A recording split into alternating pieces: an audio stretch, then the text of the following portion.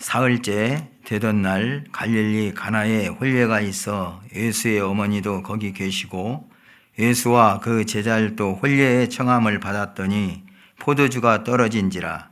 예수의 어머니가 예수에게 이르되 저들에게 포도주가 없다 하니 예수께서 이르시되 여자여 나와 무슨 상관이 있나이까? 내 때가 아직 이르지 아니하였나이다.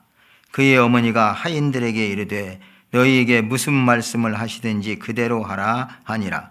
거기에 유대인의 정결 예식을 따라 두세 통 드는 돌항아리 6이 놓였는지라. 예수께서 그들에게 이르시되 항아리에 물을 채우라 하신즉 아귀까지 채우니 이제는 떠서 연회장에게 갖다 주라 하심에 갖다 주었더니 연회장은 물로 된 포도주를 맛보고도 어디서 났는지 알지 못하되 물떠온 하인들은 알더라. 연회장이 신랑을 불러 말하되 사람마다 먼저 좋은 포도주를 내고 취한 후에 낮은 것을 내거늘 그대는 지금까지 좋은 포도주를 두었도다 하니라. 예수께서 이 첫 표적을 갈릴리 가나에서 행하여 그의 영광을 나타내심에 제자들이 그를 믿으니라.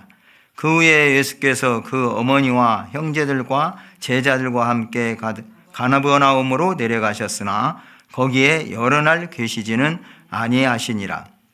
유대인의 유월절이 가까운지라 예수께서 예루살렘으로 올라가셨더니 성전 안에서 소와 양과 비둘기 파는 사람들과 돈 바꾸는 사람들이 앉아 있는 것을 보시고 노끈으로 채찍을 만드사 양이나 소를 다 성전에서 내쫓으시고 돈 바꾸는 사람들이 돈을 쏟으시며 상을 엎으시고 비둘기 파는 사람들에게 이르시되 이것을 여기서 가져가라. 내 아버지의 집으로 장사하는 집을 만들지 말라 하시니 제자들이 성경 말씀에 주의전을 사모하는 열심이 나를 삼키리라 한 것을 기억하더라.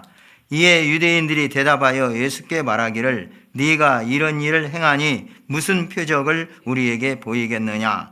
예수께서 대답하여 이르시되 너희가 이 성전을 헐라. 내가 사흘 동안에 일으키리라. 유대인들이 이르되 이 성전은 46년 동안에 지었거늘 네가 3일 동안에 일으키겠느냐 하더라. 그러나 예수는 성전된 자기 육체를 가리켜 말씀하신 것이라. 죽은 자 가운데서 살아나신 후에야 제자들이 이 말씀하신 것을 기억하고 성경과 예수께서 하신 말씀을 믿었더라. 6월절에 예수께서 예루살렘에 계시니 많은 사람이 그의 행하시는 표적을 보고 그의 이름을 믿었으나 예수는 그의 몸을 그들에게 의탁하지 아니하셨으니 이는 친히 모든 사람을 아시며 또 사람에 대하여 누구의 증언도 받으실 필요가 없었으니 이는 그가 친히 사람의 속에 있는 것을 아셨음이니라. 아멘. 요한복음 첫 장 1장에서는 세상에 영생을 주시기 위해서 성육신하신 하나님의 아들에 대해서 전반부에서 말씀하고 있고 후반부에서는 세상에서 세례 요한에 의해 증거되는 하나님의 아들에 대해서 말씀하고 있습니다. 이렇게 하나님이 아들 되시는 예수 그리스도에 대해서 증거하는 이 요한의 증거는 이제 2장에 와서 우리 예수님께서 표적과 행위를 통해서 당신 스스로를 증거하신 내용을 기록하고 있습니다. 표적과 예수님의 행위에 따른 가르침까지 말씀하고 있는데요. 오늘 첫 번째 단락을 보면은 1절에서 12절까지 예수님의 첫 표적, 곧 물로 포도주를 만드신 이 기적에 대해서 말씀하고 있고 이어서 13절부터 마지막 절까지는 6월절에 예루살렘으로 올라가셔서 성전을 청결케 하신 사건을 통해서 예수님이 어떤 분이신지 또 앞으로의 예수님의 공생애가 이제 초기인데 마지막에 어떻게 될 것인 것까지를 암시하는 말씀을 주고 있습니다. 먼저 예수님께서 첫 번째 표적을 만드신 사건에 대해서 우리가 성경 말씀을 살펴보겠습니다. 2장 1절에 보면 사흘째 되던 날 갈릴리 가나에 혼례가 있어 예수의 어머니도 거기 계시고, 사흘째 되던 날이라는 것은 앞에서 빌립과 나다나엘을 만나서 그들과의 대화를 통해서 그들이 예수님의 제자로 이렇게 오게 하시고 이렇게 예수님의 제자들을 부르셨던 이런 사건으로부터 사흘째 되던 날을 말씀하고 있습니다. 이 한 가정에서 혼인잔치를 하는데 예수님의 어머니께서도 그곳에서 일을 하고 계셨던 것 같고, 또 예수님과 그 제자들도 혼례의 청함을 받았습니다. 보통 유대인들은 결혼식을 하면은 일주일 내지 2주일간을 잔치를 합니다. 그런데 그 가운데서 핵심적으로 손님들을 초대하고 또 기쁨을 나눌 수 있는 것이 포도주였습니다. 그런데 이런 포도주가 떨어졌다, 이런 상황이 된다는 것은 참으로 그 잔치를 베푸는 그 홍가에서는 아주 수치스러운 일이 되고 맙니다. 또 그 기쁨이 끊어지는 어떤 그런 의미도 가지고 있습니다. 이런 상황 속에서 예수님의 어머니께서 예수님께 말씀을 합니다. 저들에게 포도주가 없다고 하십니다. 예수님께서 대답하신 말씀이 이렇게 말씀합니다. 4절입니다. 예수께서 이르시되 여자여 너와 무슨 상관이 있나이까? 내 때가 아직 이르지 아니하였나이다. 우리말 이 번역 성경으로 읽어보면 좀 어색합니다. 자기의 육신의 어머니에게 여자여 이렇게 말하는 것이 참 우리가 이 어감상으로 어찌 보면 예수님께서 어머니를 좀 하대하는 거 아닌가, 그런 느낌도 받게 합니다. 그러나 이 여자여라는 단어를 헬라어 원어를 보면 전혀 그렇지 않습니다. 귀나이라는 단어를 사용했는데 이것은 귀네라고 하는 그 단어의 경어체입니다. 그 높임말입니다. 임금이 왕후를 일컬어서 일컫는 말, 그리고 남편이 아내에 대해서 아주 다정스럽게 사랑하는 그런 마음으로 일컫는 말이 바로 귀나이라는 단어입니다. 그렇기 때문에 예수님께서는 그 어머니에 대한 지극한 존경과 사랑을 담은 말씀으로 이렇게 부르고 있는 것입니다. 예수님께서 십자가에 달리셨을 때 옆에 있는 제자 요한에게 어머니를 맡기면서 그때도 어머니께 하신 말씀이 여자여 당신의 아들이니라 이렇게 말씀하신 내용이 성경에 기록되어 있죠. 또 부활하신 우리 예수님께서 막달라 마리아에게 나타났을 때도 여자여라고 불렀습니다.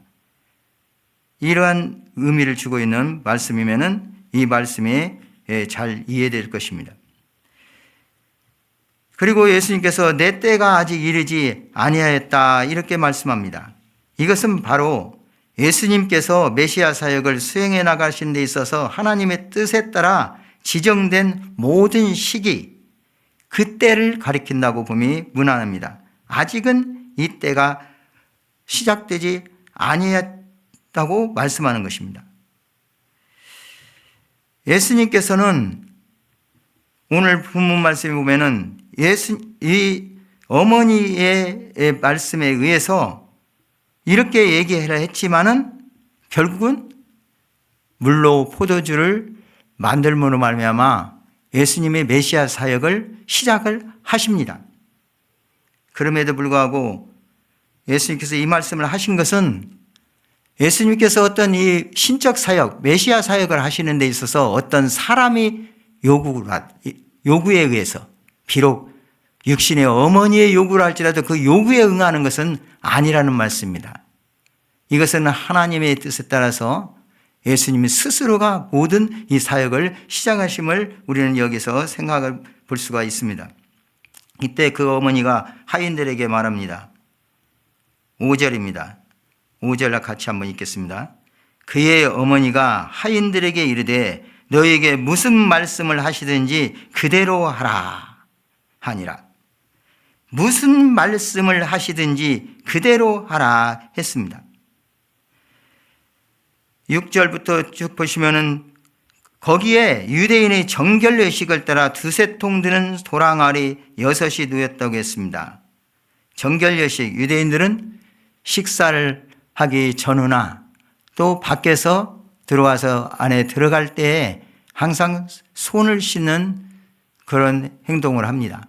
근데 이것이 어떤 위생적인 차원에서 하는 것이 아니라 종교적인 어떠한 예식에 따라서 그런 규례에 따라서 그렇게 하는 것입니다. 그래서 여기에 그런 용도로 쓰고 있는 도랑알이 6이 있었는데 예수님께서 그 잔치집에서 시중을 드는 사람들에게 말합니다. 항아리에 물을 채우라. 7절입니다. 그리고 8절에는 이제는 떠서 연회장에게 갖다 주라. 이렇게 명령을 하십니다. 오늘 본문 말씀에 있는 5절에 그대로 하라. 그리고 7절에 채우라. 8절에 갖다 주라. 이 말씀들은 원어를 생각해 볼 때 굉장히 강조하는 명령형입니다. 단호하게 명령하시기를 예수님의 어머니도 하인들에게 무슨 말씀을 하시는지 그대로 하라고 얘기했고 예수님께서는 항아리에 물을 채우라. 그리고 이제는 떠서 연회장에 갖다 주라 말씀합니다. 이때 이 잔치집에서 시중을 드는 사람들은 말씀 그대로 순종합니다. 7절에 보니까 물을 채우라 하신 즉 아기까지 채우니 8절에는 갖다 주라 하시니 갖다 주었더니 이렇게 기록되어 있습니다. 이렇게 예수님이 말씀하시고 그 말씀에 그대로 순종하니 놀라운 이적은 일어납니다. 9절에 보니까 물로 된 포도주를 연회장은 맛을 봅니다. 여기서 연회장이라면 잔치를 주관하는 그런 지도하는 그런 입장에 있는 사람인데 그 당시에는 손님들에게 음식을 내기 전에 먼저 연회장이 맛을 보고 이렇게 음식을 나가게 하였습니다. 연회장은 포도주를 맛을 보니 어디서 났는지 알지 못했습니다.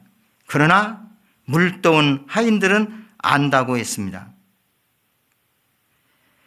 그리고 연회장은 신랑을 불러서 칭찬합니다. 다른 사람들은 처음에는 좋은 포도주를 냈다가 손님들이 많이 취하게 되면은 이제는 그 처음 포도주만 못한 것들을 내는데 이제까지 좋은 포도주를 두었다. 이렇게 칭찬을 합니다. 이렇게 포도주가 떨어진 혼인잔치집에서 물로 포도주를 만드시는 그 주님은 곧 만유를 주관하시는 만유의 주님 되시는 우리 주 예수 그리스도이심을 스스로 선포하신 놀라운 사건이었습니다. 곧 요한복음은 첫 번 말씀에 선포하면서 태초에 말씀이 계시니라 이 말씀이 하나님과 함께 계셨으니 이 말씀은 곧 하나님이시니라 이렇게 선포하시고 3절에 보면은 1장 3절에 보면 만물이 그로 말미암아 지은 바 되었으니 지은 것이 하나도 그가 없이는 된 것이 없느니라. 곧 예수님께서 창조주 하나님 자신인 것을 선포하고 있는데 이렇게 모든 것을 없는 것에서 다 만드신 우리 하나님께서는 이 땅에 만드신 걸 가지고 어떠한 것도 할 수 있는 전능하신 하나님임을 말씀하고 있습니다. 이 포도주, 이 물로 포도주를 만드신 이 표적의 사건은 우리 하나님의 전능성을 말씀해 주고 있습니다. 이렇게 전능하신 창조주 하나님이 곧 우리 주 예수 그리스도시라는 사실을 분명히 사도 요한은 증거하고 있는 것입니다. 여기서 표적이라는 단어가 오늘 여러 번 나오고 있습니다. 이 표적이라는 단어는 헬라어로 세메이온이라는 단어인데, 이 세메이온이라는 단어는 신호, 표시, 이런 의미를 가지고 있습니다. 영어로 말하면 사인이라고 하죠. 그런데 이 사도 요한은 이 표적이라는 단어를 많이 사용하고 있습니다. 마태복음, 마가복음, 누가복음에서는 표적이라는 단어보다는 주로 이적, 기적이라는 단어를 사용했습니다. 이 표적과 이적의 구분을 본다면 이 표적은 좀 더 우리 예수님을 증거하는 의미, 그러한 의미를 담고 있습니다. 이 요한복음에는 특별히 이 표적에 대해서 말씀하는데 7가지 표적을 이제 말씀하고 있습니다. 그 7가지 표적을 통해서 하나님의 영광을, 하나님의 신성을 증거하는 하나님의 계시를 말씀해 줍니다. 이 요한복음의 중심 교리라고 할 수 있는 예수님이 하나님의 아들 되심이 상징적으로 증거되고 있는 것입니다. 물로 포도주를 변화시킨 사건, 왕의 신하의 아들을 고치신 사건, 38년 된 병자를 고치신 사건, 그리고 5,000명을 먹이신 기적, 무리를 걸으시고 소경의 눈을 뜨게 하시고 나사로를 살리시는 이 7가지 표적을 특별히 요한복음에 기록된 7대 표적으로 말씀하고 있습니다. 그리고 이 표적을 행하신 뒤에는 반드시 예수님께서는 가르침을 주십니다. 그 가르침을 요한복음에서 말하는 7대 강화라고 말합니다. 표적을 행하시고 가르침을 통해서 우리 예수님이 하나님의 아들이심을, 예수님의 신성을 이 사도 요한은 이 기록을 통해서 증거하고 있고, 또 이러한 모든 기록들을 한 뒤에 마지막 부분에서 결론지은 말씀이 예수님께서 제자들 앞에서 이 책에 기록되지 아니한 다른 표적도 많이 행하셨으나 오직 이것을 기록함은 너희로 예수께서 하나님의 아들 그리스도이심을 믿게 하려 하며 또 너희로 믿고 그 이름을 힘입어 생명을 얻게 하려 함이니라. 이렇게 결론짓는 말씀을 우리에게 주고 있는 것입니다. 두 번째 단락은 이제 예수님께서 6월절에 예루살렘에 올라가셔서 성전에서 장사하는 자들, 여러 제물로 바칠 짐승들, 이런 걸 다 쫓으시고 이 성전 새로 바치기 위한, 돈으로 바꾸기 위한 그 환정사들의 상을 엎으시고 거기서 또 교훈을 주시는, 말씀을 통해서 교훈 주시는 내용을 13절 이후에 기록하고 있습니다. 여기서 성전이라고 번역된 단어가 여러 번 나옵니다. 그런데 14절 성전, 15절에 나오는 성전의 그 단어와 19절, 20절, 21절에 나오는 성전의 단어가 헬라어로 좀 다릅니다.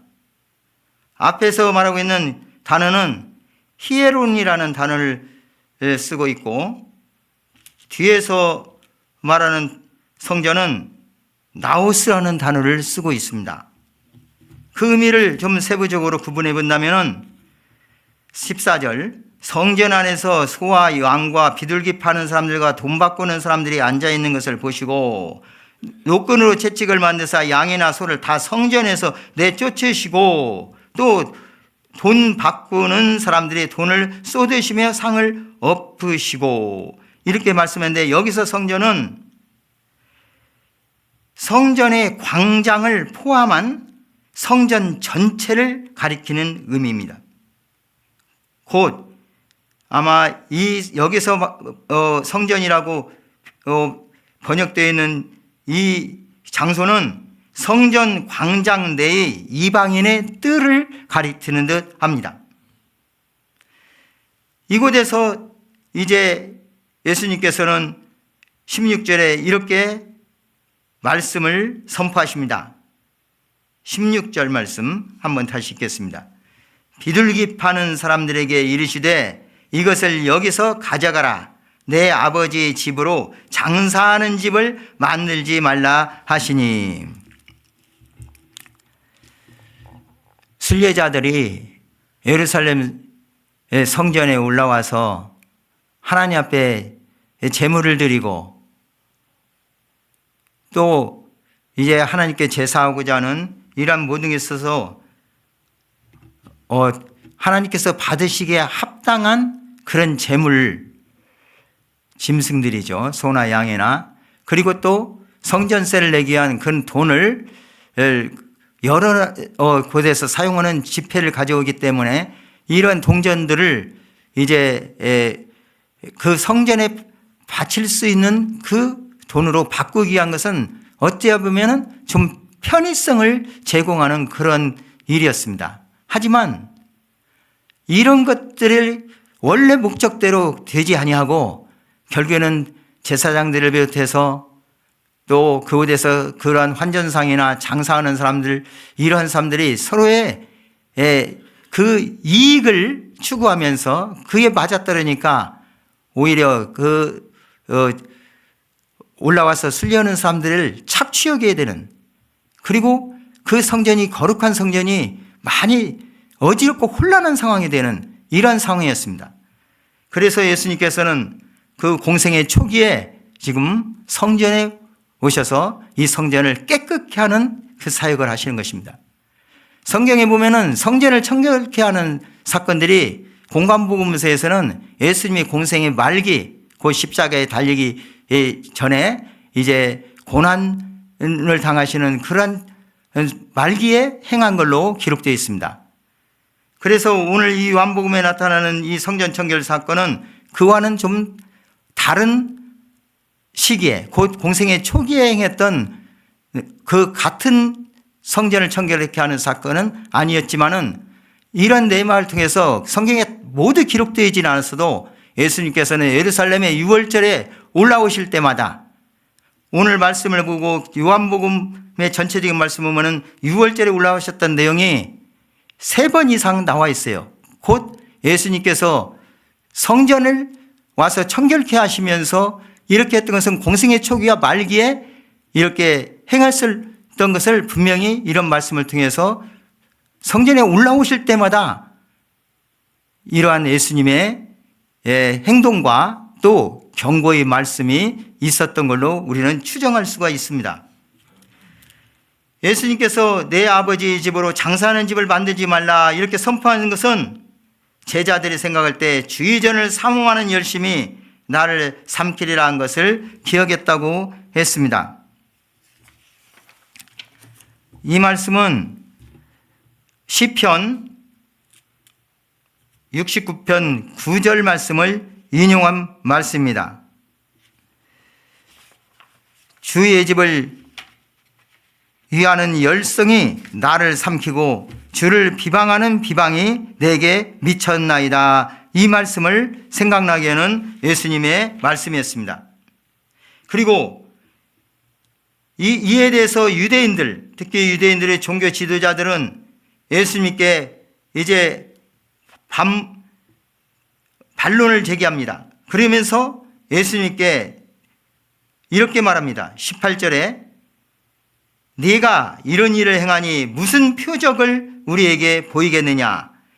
그들은 예수님이 이미 물로 포도주를 만드는 그런 표적을 행하셨고 그 소문이 이미 다 퍼져서 알고 있었지만 다시 예수님께 표적을 요구합니다. 이때 예수님께서는 그들에게 말씀합니다. 어떤 그들이 요구하는 표적을 보이는 것이 아니라 예수님께서는 말씀을 선포함으로써 그들에게 교훈을 주십니다. 19절입니다. 19절 한번 같이 읽겠습니다. 예수께서 대답하여 이르시되 너희가 이 성전을 헐라 내가 사흘 동안에 일으키리라. 이 예수님의 말씀에 대해서 유대인들은 말합니다. 이 성전은 46년 동안의 지역권을 네가 3일 동안에 일으키겠느냐 하더라. 여기서 46년이라는 그 성전을 건축하기 시작한 지에 경과된 시간을 학자들은 말합니다. 이 성전은 헤롯 성전인데, 헤롯 성전은 두 번째 성전 스룹바벨 성전이 낡아지고 이제는 보수를 해야, 대대적으로 보수해야 하는 그런 상황이 있을 때 유대인들이 환심을 사기 위해서 또 건축에 대해서 아주 어떤 심할 정도로 열광했던 그 헤롯이 이 성전을 개축함으로 말미암아 아주 더 아름답고 크게 지음으로 말미암아 유대인들의 환심을 얻고자 해서 계속적으로 그 성전을 이렇게 짓게 되었는데, 그 주변에까지 모두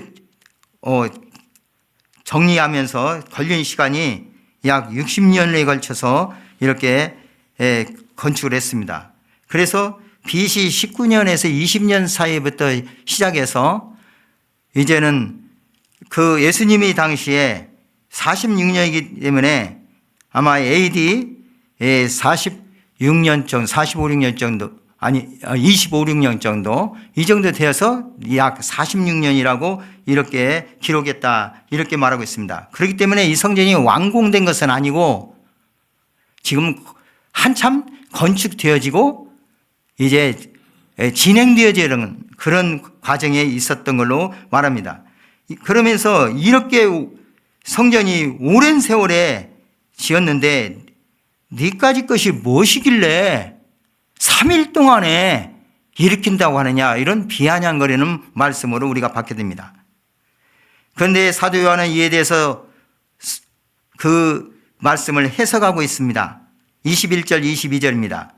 그러나 예수는 성전된 자기 육체를 가리켜 말씀하신 것이라. 죽은 자 가운데서 살아나신 후에야 제자들이 이 말씀하신 것을 기억하고 성경과 예수께서 하신 말씀을 믿었더라. 뒷부분에 나오는 19절에 성전, 20절, 21절의 이 성전은 아까 말씀드렸을 때 헬라어로 나오스라는 단어를 사용했다겠죠. 이 나오스라는 단어는 성소나 성전 건물을 의미하는 뜻도 있지만은 우리 예수님께서 말씀하시기를 계시록 21장 22절에 나오는 말씀, 또 오늘 본문 21절에 나오는 예수는 성전된 자기 육체를 가리켜 말씀하신 것이라 해서 예수님 자신이 진정한 성전이라는 의미를 가리킬 때 이 성전 단어가 사용되었습니다.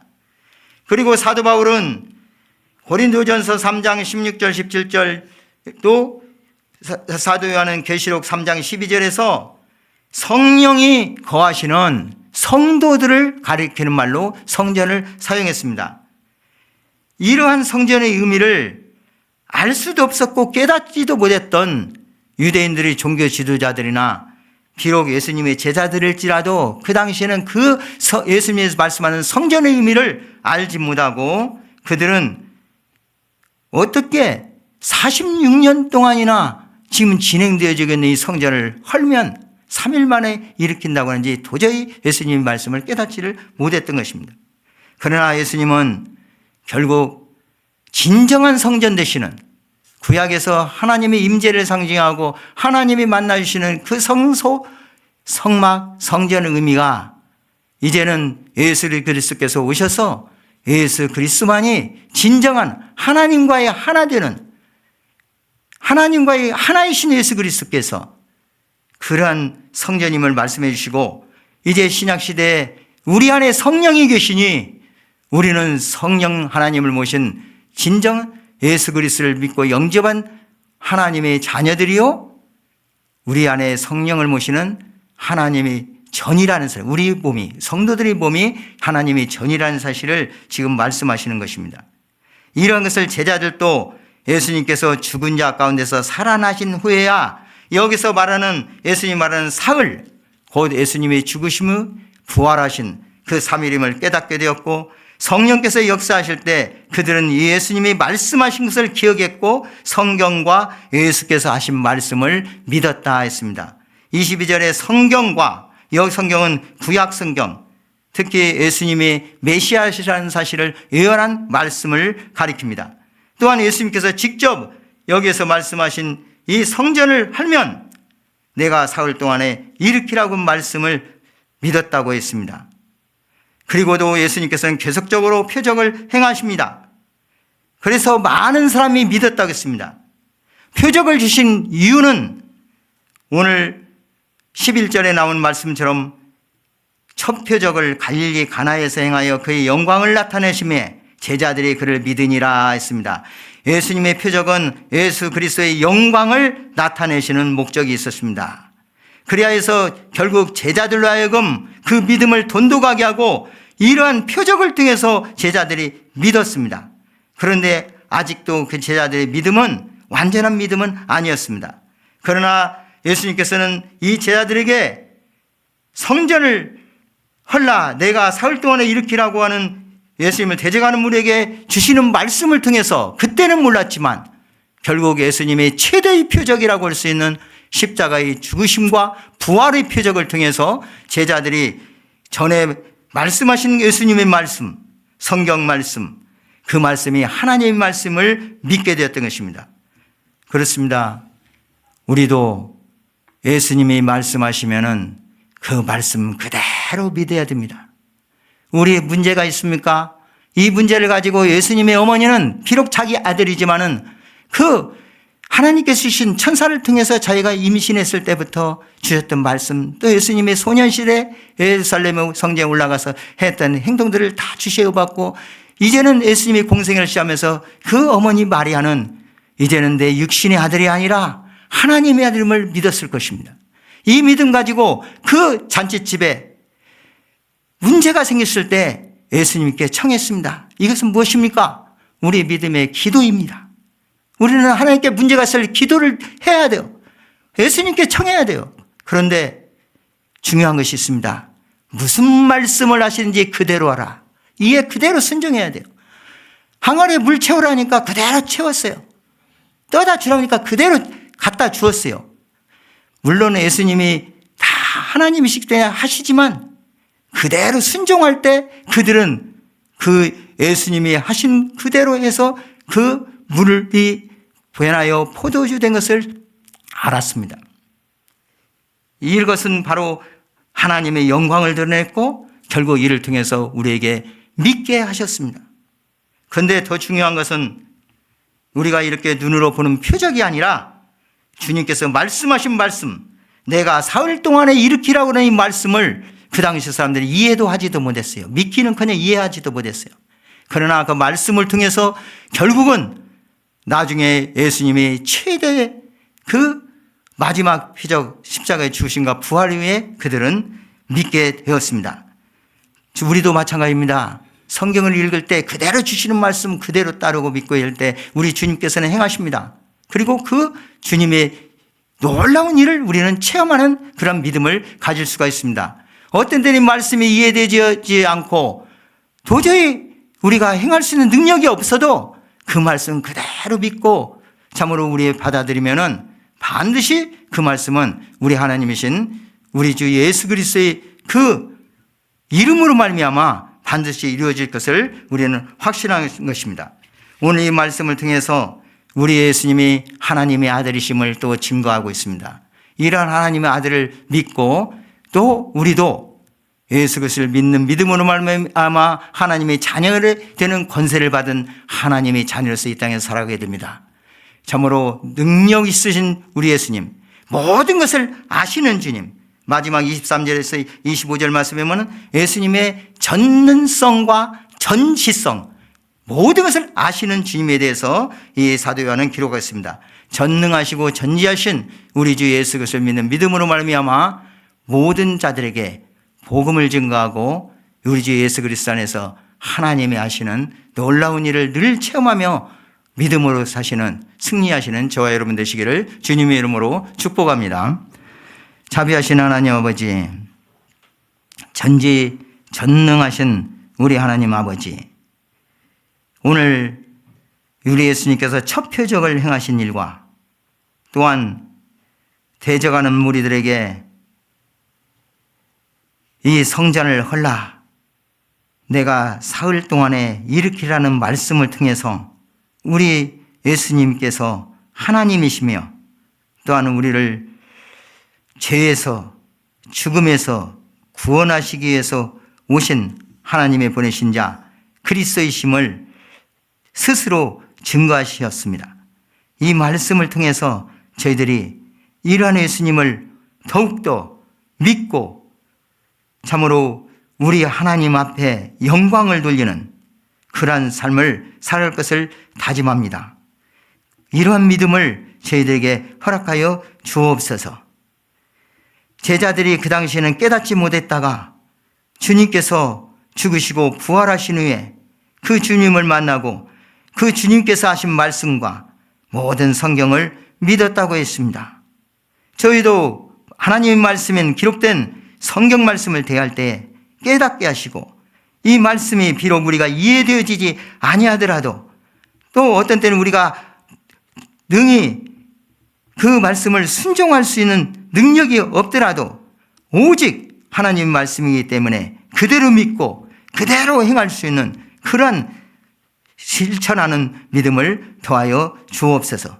감사하며 존귀하신 우리 주님 예수님 이름으로 기도드립니다. 아멘.